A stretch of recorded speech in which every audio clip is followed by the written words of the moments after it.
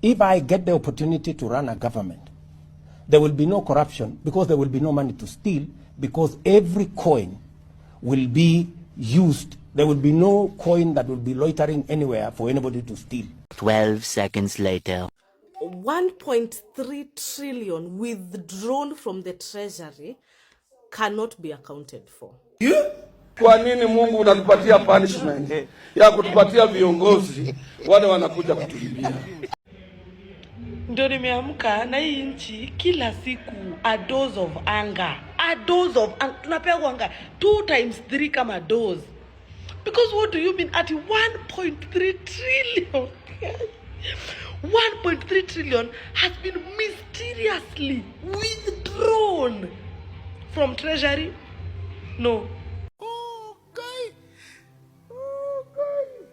Jana tu nimekuwa K24 tunaongelelea corruption and one fine gentleman akasema Kenya is so corrupt that the auditor general anaweza andika report ya next month ya pesa zenye tutapoteza, jua koshua tutapoteza pesa. Just yesterday,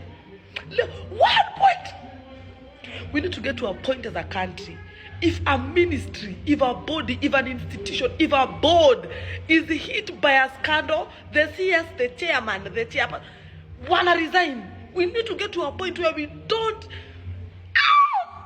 1.3 trillion. Iploti lazima waamke wajue. Amkeni bwana, amkeni. Nikisema hizi big figures ni kama mnakuwa confused na muelewi trillion ni ngapi. Nimeona leo ni waatatie video ya mapesa za Kenya inaru ndio mkonsa.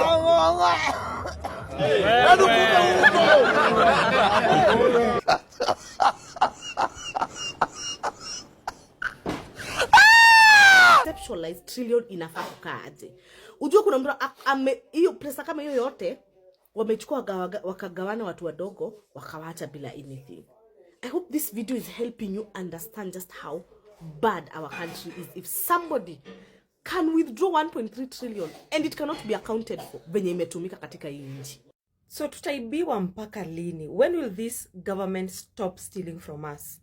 So recently, just like jana, the Auditor General alikuja akasema that 1.3 trillion iko missing uko e-citizen ilitolewa in cash. And you know why they did this? Because July 2024 to Jan 2025, wali withdraw 1.3 trillion from treasury in cash na ikadisappear and we did nothing. Hizi ni besides hizi scandals ya tumeona za SHA, za affordable housing, hizi scandals tumeona za grade 10 transitioning. Imagine all of that money inaibiwa from us. Like, talking about the Kenyan government is so depressing because watu wataki kufanya something about it. Because we are okay tukiibiwa, bora tu kuna rallies. Bora tu wako juu ya magari wa campaign, then we are going to talk about that. But the real thing, na hapa ndio our MPs, they are the most failing institution. If you see your MP, actually all MPs hawafai kurudi. Because MPs ndio wanaweza ita treasury, MPs ndio wanaweza summon the president in parliament. Wamuuliza what's going on. All of these things that tumekuwa tuki-expose, I have exposed so many things. Hadi Gala na Gulalo, the irrigation scheme that Moi Kibaki alikuwa ameka in Vision 2030, isaidia watu wa Northeastern, ilipewa Dubai. Now, Dubai wanatupea financial na food aid, like tunapewa mchango ama chakula ya aid na Dubai, and Dubai they don't have any fertile land. The whole of Dubai ni desert. They don't have any fertile land. Lakini tunakuja tunawapatia our irrigation scheme here yenye ingesaidia watu wa Northeastern. But we would rather give it to them. Waplant, wafanye vitu mzuri, wafanye irrigation poa, and then they go back with our foodstuffs, and then waturudishie as aid.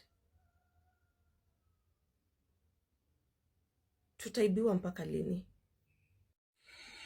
I personally and I honestly have no emotional or mental bandwidth to stand another term of Kasongo.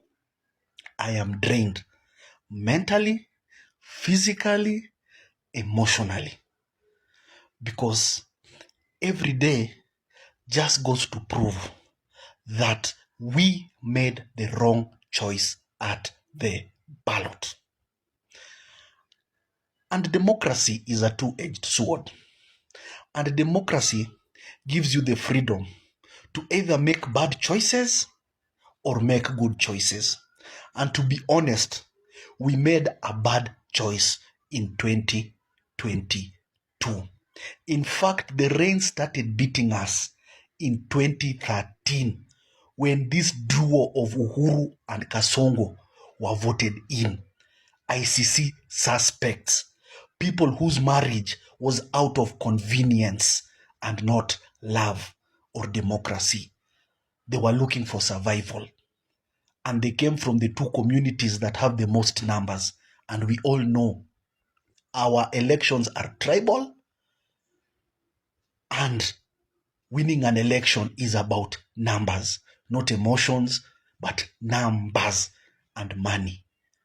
And the two equally had the amount of money needed, and they had the numbers. So our mistake started in 2013. However, we were warned. We were warned on several occasions, but we labeled this man a drunkard and a drug addict. On the other hand, the person we were being warned about started spewing a narrative, started spinning a narrative that he's a hustler, that he's the son of a peasant. Does it mean when a peasant wants to become president, it's a bad thing? He whipped emotions, and he did it very well. That one I will not lie to you. Despite the warnings, we did not hear them. And look now, the truth has come out, clear as day. Now look at this. This is State House largesse. What can compound or conform this amount of money being spent every day? If it is just not wastage or bribery, what is State House inventing? What is State House manufacturing? What employees does State House have to warrant such wastage? Even a blue chip company like Safaricom, EABL, do not have a daily expenditure like this. They do not. And good people understand this. You see, this money that he's always dishing out in churches, he's rewarding people, buying loyalty, spending here. It is this money. It is this money. This is the money he is using. Or he goes to launch something, like the other time he was at the golf place, he gave 5 million. It's this money. He goes to a church, he gives 20 million. It's this money. It's not other money. Don't think that he's removing it from his own pocket. There's nobody philanthropic to that point. We have many billionaires in this country, the likes of Kina Chandaria, but they don't give out money like that aimlessly. Every weekend or every day you're spending such an amount. No, it's only money that has been stolen. Money that does not belong to you that can be used like that. People are starving. Families cannot even afford 3 meals in a day. Families are counting coins to look for bus fare. Many families have changed their lifestyles. They have downgraded because of the tight situation of the economy. And they keep telling us we need to tighten our belts, austerity measures. But what are they doing? They are regurgitating after eating on our feet, surely. Classrooms are dilapidated. Children are out of school. Textbooks are not there. There's no food in school. Hospitals are understaffed, ill-equipped. But State House can use this money. This is largesse. This is basically being profligate. We are wasting. And like I always say, other than corruption, another problem of ours is wanton wastage. We do not know how to prioritize money. We sink money in unnecessary and valuable things that do not add any positive impact on the economy. And that's the sad reality. Now, if parliament was independent, as they say, they would have curbed this. They would have nipped this at the bud, because they have the constitutional authority to oversight the executive. But that's not happening. This 13th parliament has become an appendage of the executive. They are no longer sovereign as stated in the constitution. They have been usurped, absorbed by the executive. So now they have become marionettes. And the executive is the puppeteer. Because they only have 3 roles: representation, legislation, and oversight. Why can't they oversight this? Why can't they tell the exchequer no? The country is under, the economy is not performing. We need to all tighten our belts. Tighten our belts should not only be for us, the public. It should start from leadership. But you can't be wasting money here, and on the other hand, you're telling us that brace yourself for tough times. You're the one who's bringing those tough times. You're the one who's bringing those tough times. And even if we have those tough times, you're the one who's making them even worse. There's something called fiscal discipline. But like I say, this 13th parliament is the worst ever. And as much as we make noise that Ruto must go, that 2027 we are voting him out, we need to be clear and conscious on the next people we elect as our members of parliament. Parliament is strategic and plays an important role. They should be subservient to us, domiciled in parliament, and not to the executive. So people, look out for the members of parliament you will elect, not only the president. Look at your MP. You see, what we are having now is because parliament imelala. They cannot oversight the executive.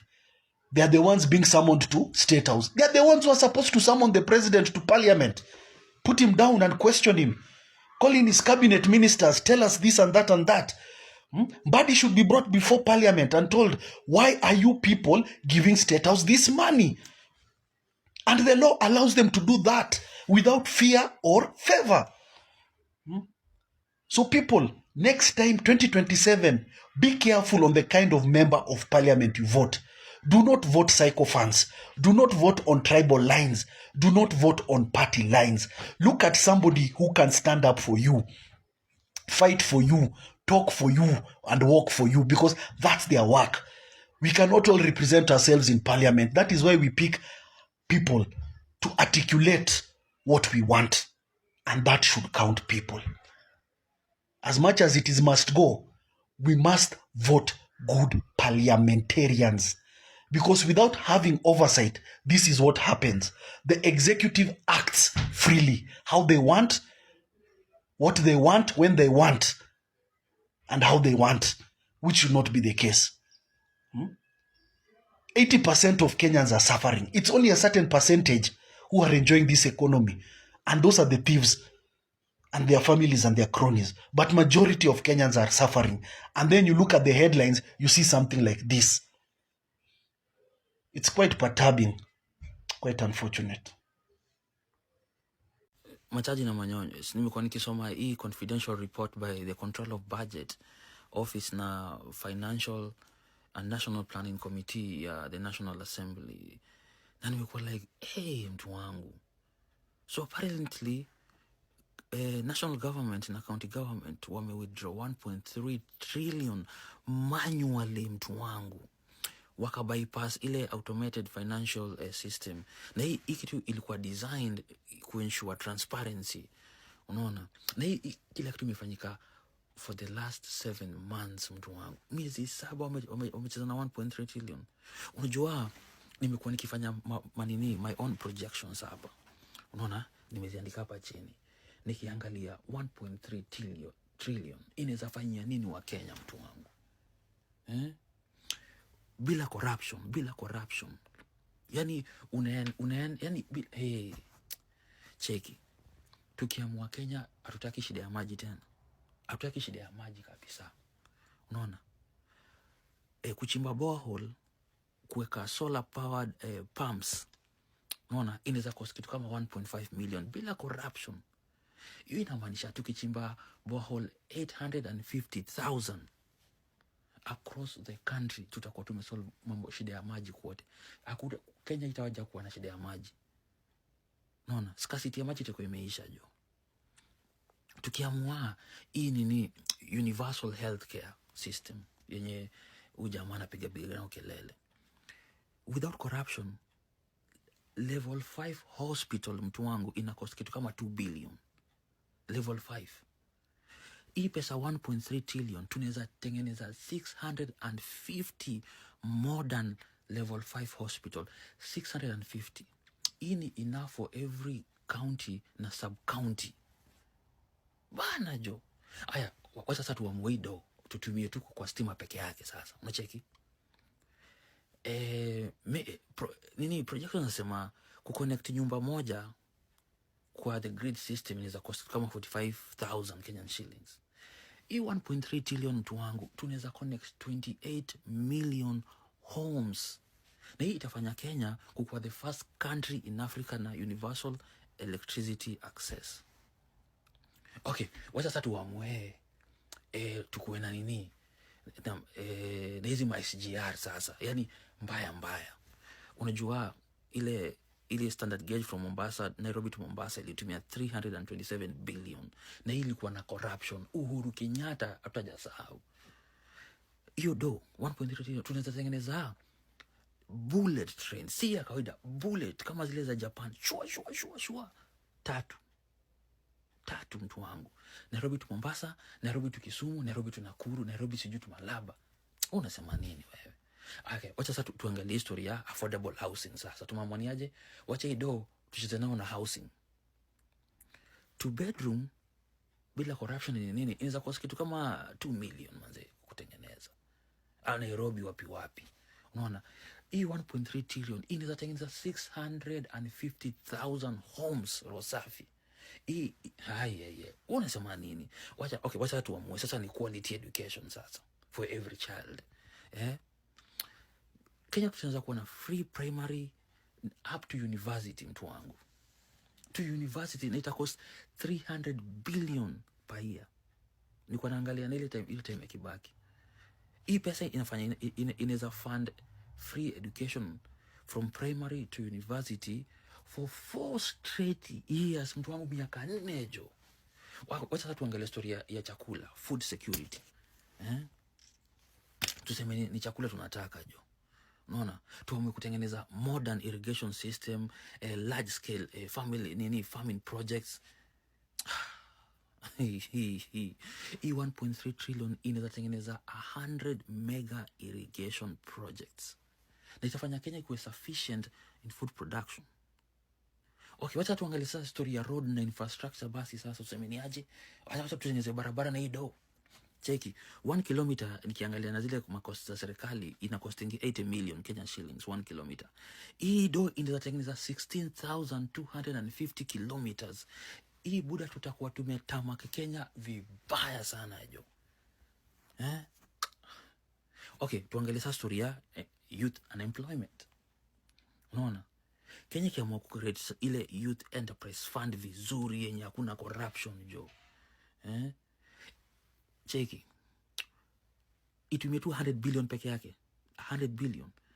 Tunaweza patia serious youth entrepreneurs 1 million non-refundable grants to start business. Non-refundable mtu wangu. Hii ita empower over 100,000 youth. Ama biashara zitafunguliwa mingi jo. So, wacha tuangalie impact ya hii pesa from now to 2030. Unaona? Hii inaweza solve shida hii 1.3 trillion. Kama saizi access to clean water naonanga ni kitu kama 50%.